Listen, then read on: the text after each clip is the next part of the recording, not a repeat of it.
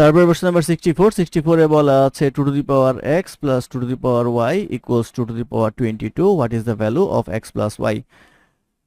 তো আমরা যদি 2 টু দি পাওয়ার x এখানে কমন নেই তাহলে আসবে হচ্ছে 1 plus 2 to the power y minus x equals 2 to the power 22 লেখা যায়।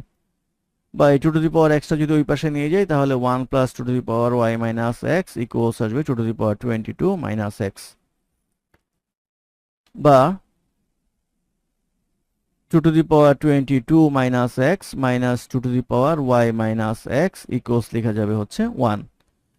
তো এটা 1 কখন হবে 2 থেকে 1 বিয়োগ করলে, অর্থাৎ এটা 2 to the power 1 minus 2 to the power 0 যদি করি তাহলে দেখেন 1 হয় এটার সাথে কম্পেয়ার করলে। তাহলে আমরা লিখতে পারবো হচ্ছে 22 minus x equals 1 আর y minus x equals 0। তাহলে x equals আসবে হচ্ছে y এর সমান। এখান থেকে x equals আসবে হচ্ছে 21। তাহলে y ইকুয়ালস আসবে কত 21। তাহলে x এর মান 21, y এর মান 21। তাহলে x প্লাস y ইকুয়ালস আসবে হচ্ছে 21 প্লাস 21 ইকুয়ালস আসবে হচ্ছে 42। এই 42 হবে হচ্ছে এই প্রশ্নের উত্তর।